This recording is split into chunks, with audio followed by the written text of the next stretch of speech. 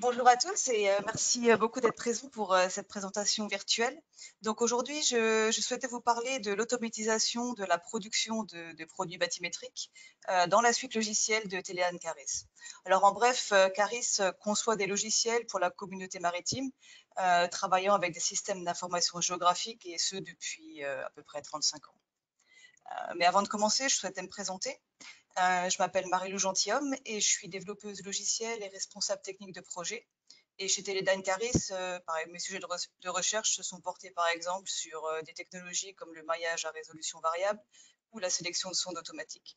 Et je travaille également sur des produits commerciaux comme Hips Sips, qui est notre logiciel de traitement de données sonar brut, et Base Editor pour l'analyse des données bathymétriques et leur compilation. Donc tout d'abord, il me semblait assez important de commencer par se demander pourquoi et comment automatiser les flux de travail, et ce de manière plutôt générale.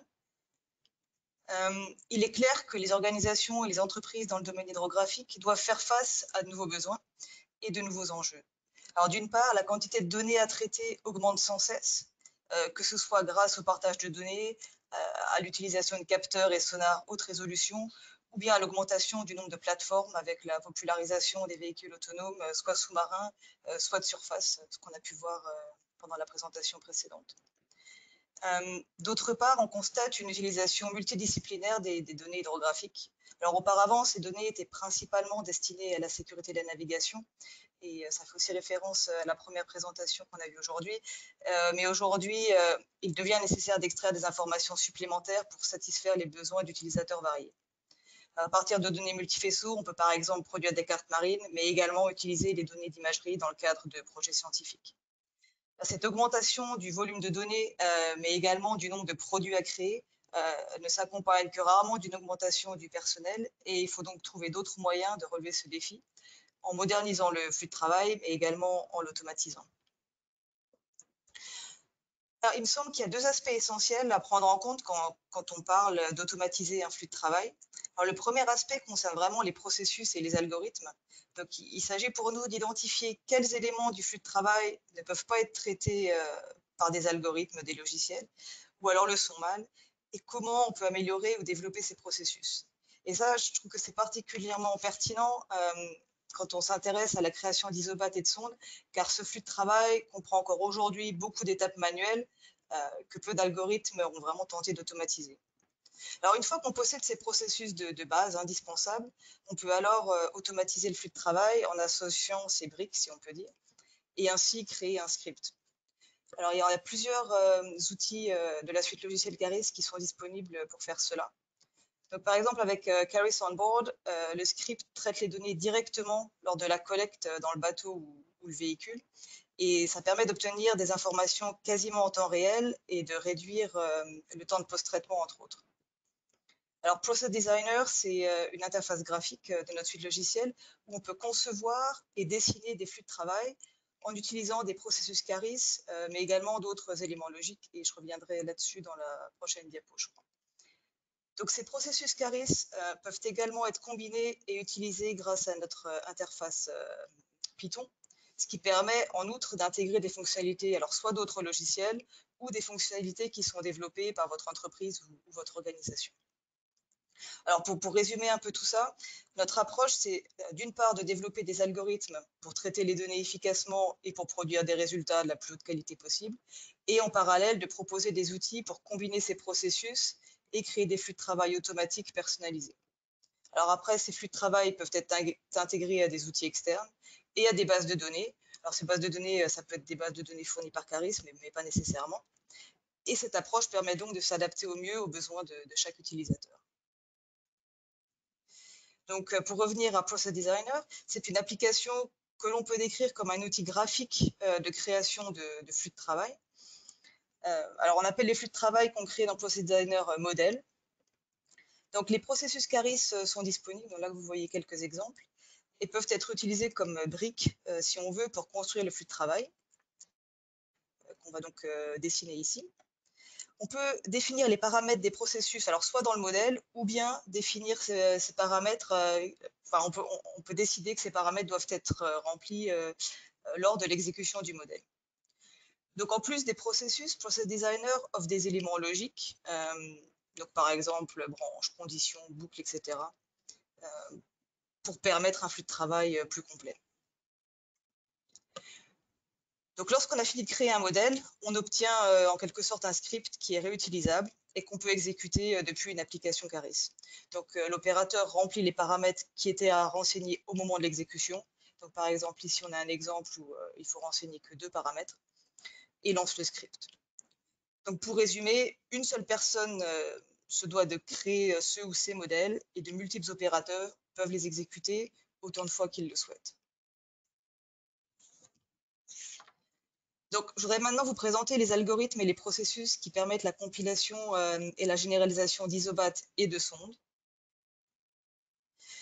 Donc, lorsqu'on a développé ces produits, on a voulu permettre à nos utilisateurs de construire un flux de travail automatisé pour la création d'isobat et de sondes avec des résultats qui finalement nécessitent peu de modifications de la part de l'utilisateur pour pouvoir être utilisés pour la production de produits cartographiques. Mais on est également conscient que la création de ce type de produit comprend une partie un peu artistique et que certaines règles ne peuvent pas vraiment être clairement définies.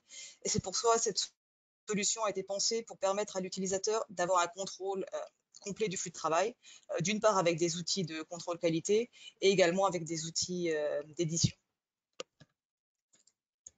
Alors, comment est-ce que les organisations responsables de la production de ces produits peuvent bénéficier de ces innovations? Alors, en automatisant leur flux de travail, il est possible d'augmenter la capacité de production sans avoir besoin d'embaucher de nouveaux collaborateurs, d'assurer une qualité constante et d'éviter les erreurs humaines qui nécessairement peuvent survenir lorsqu'on répète les mêmes opérations manuellement. Alors, il y a un autre avantage de l'automatisation, c'est d'amener plus d'homogénéité dans les résultats. Alors souvent, on remarque que les isobates généralisés et les sondes qui sont choisies manuellement sont différentes selon les opérateurs. Et puis finalement, en automatisant les tâches répétitives, ça permet aux utilisateurs de se concentrer sur le contrôle qualité ainsi que sur les données difficiles, et c'est là où leur expertise et leur expérience est vraiment nécessaire. Donc, je vais maintenant vous présenter notre nouveau flux de travail pour la création de produits bathymétriques, en commençant par la création du modèle numérique de terrain et des isobates. Donc, tout d'abord, les données sources sont combinées et un modèle numérique de terrain est créé. Donc, avec ce modèle numérique de terrain, on pourrait dériver des isobates bruts, mais dans ce flux de travail, ce qui nous intéresse, c'est de créer des isobates généralisés, et c'est pourquoi nous allons lisser ce modèle numérique de terrain. Donc, une collection d'outils est disponible pour cela et qui peuvent être combinés et paramétrés différemment selon les besoins d'une organisation, selon l'échelle, etc.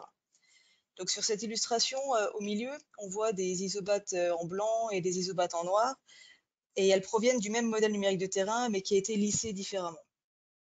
Et donc, en faisant cela, ça nous donne des isobates qui sont plus ou moins généralisés. Donc, à noter ici que tous les outils pour lisser le modèle numérique de terrain le font de manière sécurisée, et ce, pour pouvoir être utilisés pour la création de produits aussi cartographiques. Donc, plusieurs étapes peuvent être ajoutées pour affiner la généralisation de ces isobates. La première opération qu'on pourrait vouloir ajouter, c'est de supprimer les petites courbes fermées qui représentent des fosses. Donc, on a un processus qui permet de détecter ces courbes et qui supprime celles pour lesquelles l'air est inférieur à une limite prédéfinie. Donc, cette limite, elle peut être fixe, mais elle peut également varier avec la profondeur. Donc, on a également un autre processus qui permet d'exagérer les petites courbes fermées qui, cette fois-ci, représentent des sommets, et ce, de manière automatique. Alors, on sait qu'en fonction de l'échelle, l'espace nécessaire autour d'un objet sonde est connu. Et si là où les sondes que l'on veut mettre sur la carte sont connues, on va pouvoir créer des cercles temporaires qui sont centrés sur leur position. Et ça, on peut le voir en bleu sur l'illustration. Donc là, les points bleus que vous pouvez voir, ça, ce sont les futures sondes qu'on va vouloir mettre sur notre carte. Et donc, on crée un cercle temporaire en pointillé bleu qui représente l'espace nécessaire pour que ces futures sondes soient lisibles sur la carte. Alors, on verra plus tard qu'on a un autre processus qui permet de trouver automatiquement les points les moins profonds à l'intérieur d'une courbe fermée représentant un sommet et qui pourrait être utilisé en combinaison avec ce processus. Donc, ces cercles temporaires en bleu, ils vont ensuite être combinés avec l'isobat initial, qu'on peut voir en pointillé orange, pour créer une courbe exagérée qui, d'une part, respecte la bathymétrie et également les règles de sécurité. Alors, s'il y a intersection entre une courbe exagérée et d'autres courbes, alors la courbe, on n'exagère pas la courbe et puis l'utilisateur est notifié. Et il est également possible de définir d'autres types d'objets bloquants. Alors, nous venons de finaliser un tout nouvel outil pour agréger les courbes de manière automatique. Et je pense que c'est la première fois qu'on le présente de façon officielle. Et on est particulièrement heureux de pouvoir offrir ce nouvel outil à nos utilisateurs car je pense qu'il comble un réel besoin en ce qui concerne l'automatisation de la génération des isobates en particulier. Alors, comment est-ce que ça fonctionne? Cet outil détecte les courbes qui doivent être agrégées et crée un lien entre ces courbes. Alors, sur l'illustration, vous voyez deux exemples, un ici et un ici, où on a créé un lien entre deux courbes. Alors, courbes fermées et courbes ouvertes peuvent être liées, mais elles doivent avoir la même profondeur. Et également, un lien ne peut être créé que s'il traverse une zone plus profonde, encore une fois, pour respecter les règles de sécurité. Alors, au niveau du paramétrage, une distance minimum est prédéfinie qui permet à l'algorithme de décider quelles courbes doivent être liées. Alors, on pourrait décider, je ne sais pas, par exemple, que les courbes de même profondeur et qui soient à une distance de 2 mm à une certaine échelle doivent être agrégées. Et dans ce cas-là, on pourrait en créer un lien entre les courbes. Donc, cette distance, elle peut soit être fixe ou bien elle peut varier avec la profondeur des courbes. Donc, comme avec l'exagération des petites courbes fermées, s'il y a une intersection entre un lien et d'autres courbes, le lien n'est pas créé. Et il est également possible de définir d'autres objets bloquants. On peut imaginer par exemple que s'il y avait un chenal entre ces deux courbes, on n'aurait pas forcément envie de créer ce lien entre les deux. Donc, pour compléter la généralisation des isobates, et en particulier pour rendre les résultats de l'agrégation plaisants, parce qu'on se rend bien compte que on ne souhaite pas avoir une courbe comme ça sur notre carte finale, on peut utiliser un processus de simplification des isobates. Donc ici, on peut voir un exemple où la courbe bleue représente l'isobate après simplification. Donc le degré de simplification est variable et paramétrable. Et de nouveau, hein, ça va varier en fonction de l'échelle désirée, de la profondeur, etc. Et les isobates ne peuvent être déplacés que vers les profondeurs croissantes, à nouveau pour des raisons de sécurité. Donc si ces déplacements génèrent des intersections avec d'autres courbes, la simplification alors n'est pas effectuée. Et là aussi, il est possible de définir des objets bloquants, comme par exemple les limites de la carte. Donc quand on a fini de généraliser les contours, on peut alors lancer un autre processus qui permet de créer des objets départ ou des objets depth area correspondants. Donc à ce moment-là, on a fini de créer nos isobates généralisés et on va pouvoir se concentrer sur la sélection de sondes. Donc on a travaillé sur cette partie du flux de travail depuis plusieurs années pour pouvoir offrir à nos utilisateurs une nouvelle façon de sélectionner les sondes et qui prend en compte les exigences d'une sélection plus cartographique. Et on espère que ça va pouvoir réduire significativement le travail manuel. Donc la première étape ici, ça va être de réduire la densité des données grâce à un algorithme qui privilégie les hauts fonds. Les points sont ensuite classifiés comme étant supprimés ou sélectionnés selon des règles qui sont combinées et paramétrées, de nouveau en fonction des recommandations de l'organisation, du type de bathymétrie, de l'échelle, etc. Et un point clé de ce nouveau flux de travail, c'est que cette classification, elle peut être remplacée manuellement à travers une interface graphique 2D. Alors, avant de poursuivre avec la description de ces outils, il est important de garder à l'esprit que dans ce que je vais vous montrer, on ne supprime pas de points, on n'ajoute pas de points et on ne crée pas d'objet sonde à ce moment-là.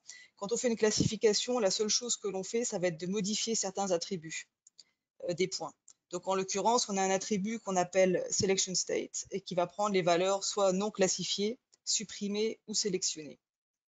Alors, ça va permettre un flux de travail qui est très flexible et personnalisable et où l'automatisation peut être mélangée alors aux retouches manuelles et à la revue des résultats. Et donc, la création d'objets sondes se fera vraiment à la fin de cette partie du flux de travail.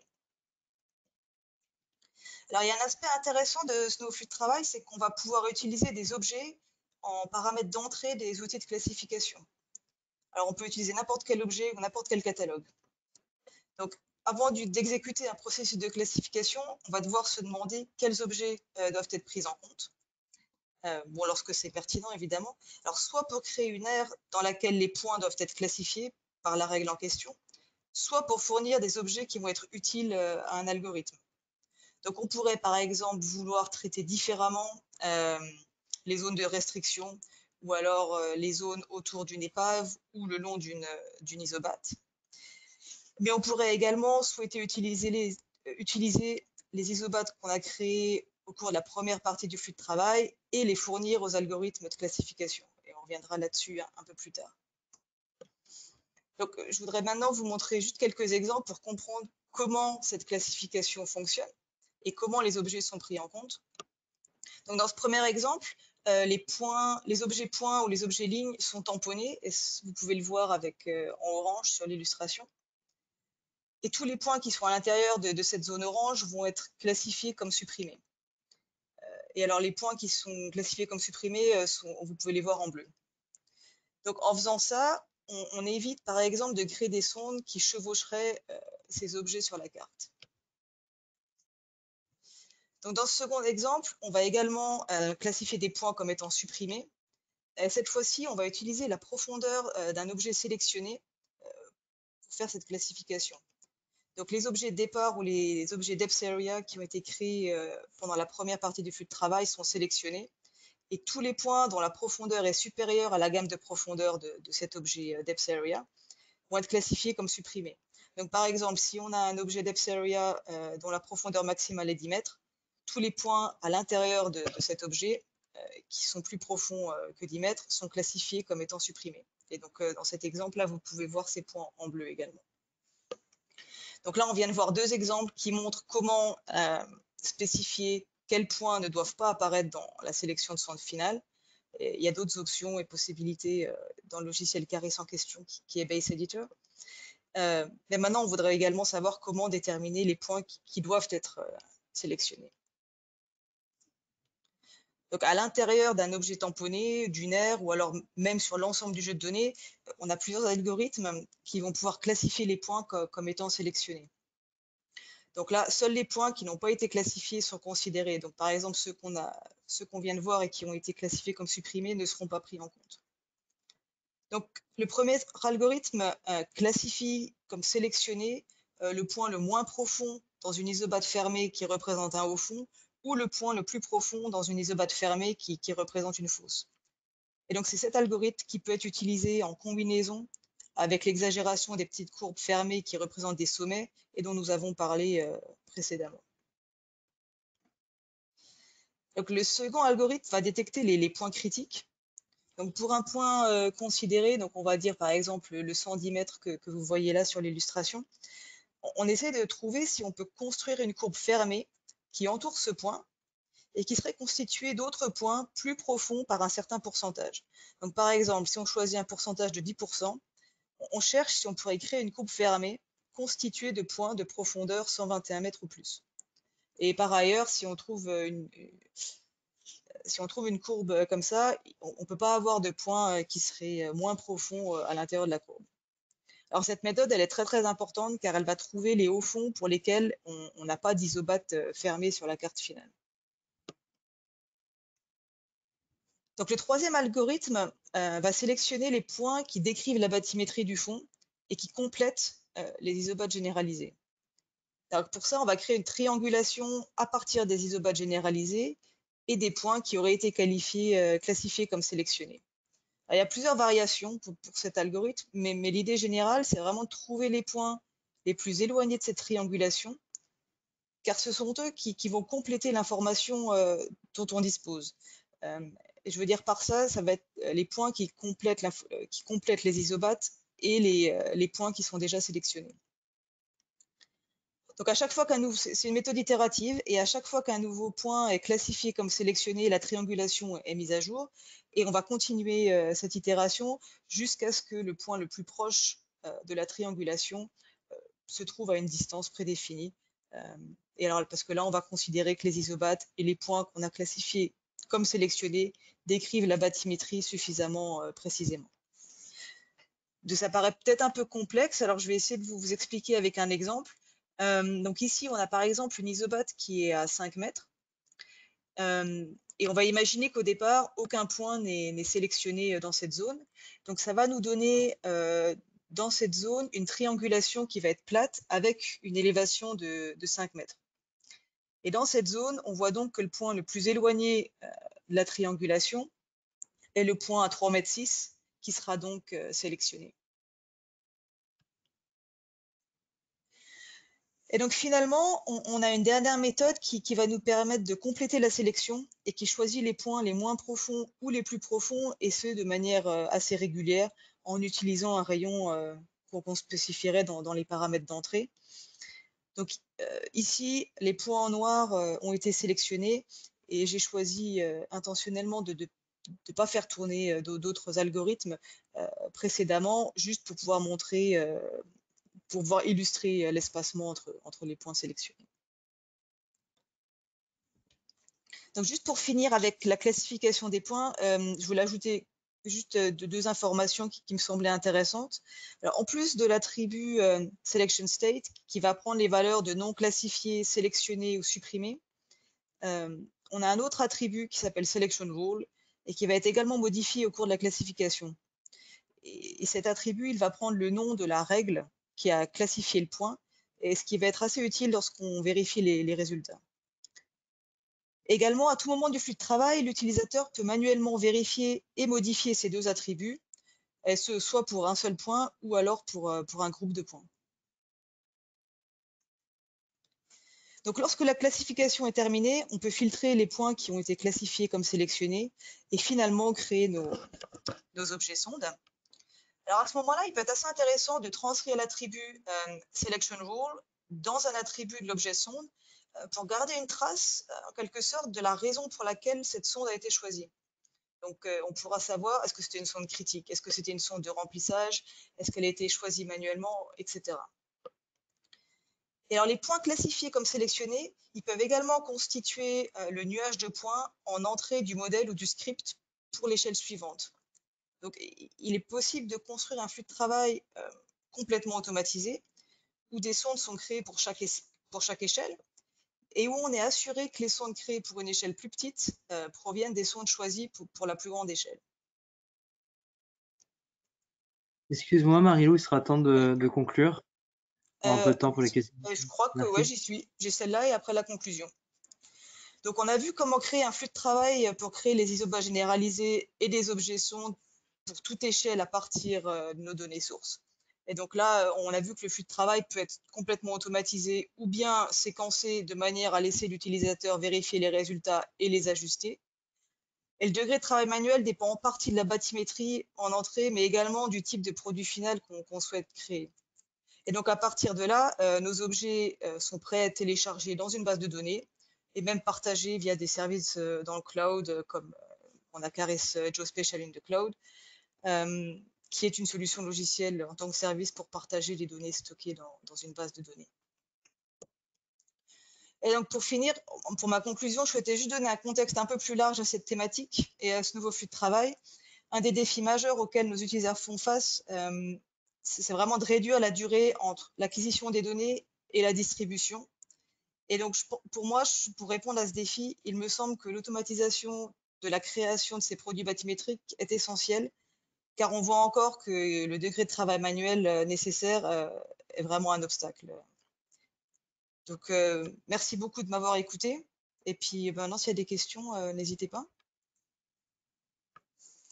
Merci à toi. C'était une belle présentation, très dense. Et oui, je te laisse la parole pour les questions si tu en as vu arriver, Thibaut. Pas encore. Si vous en avez, n'hésitez pas. On a quelques minutes avant de passer à la prochaine présentation. Ou sinon, vous pouvez aussi lever la main et on peut vous donner la parole s'il y a une question d'eux. Alors, en attendant que les questions arrivent, moi j'en ai une.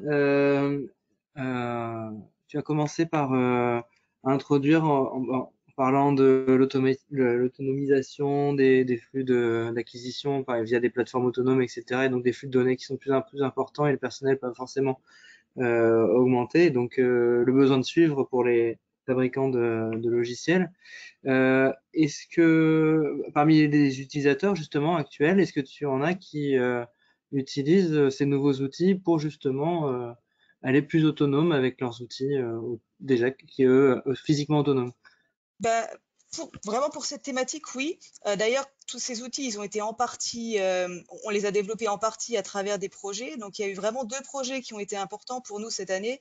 On en a fait un avec le service hydrographique de la Suède et un autre, enfin plusieurs autres d'ailleurs, avec le service hydrographique du Canada. Et ces 2 organisations sont en train d'implémenter ces nouveaux outils pour justement automatiser le flux de travail pour la production de produits bathymétriques. Et ces outils sont également disponibles. Donc là, quand on avait vu Process Designer, ça, c'est des outils qui sont disponibles dans toute la suite logicielle Caris maintenant. Donc, de Hips and Sips, qui est pour le traitement de données hydrographiques. Là, on a déjà des utilisateurs qui utilisent ça depuis longtemps. Mais également maintenant jusqu'au logiciel HPD du côté cartographique.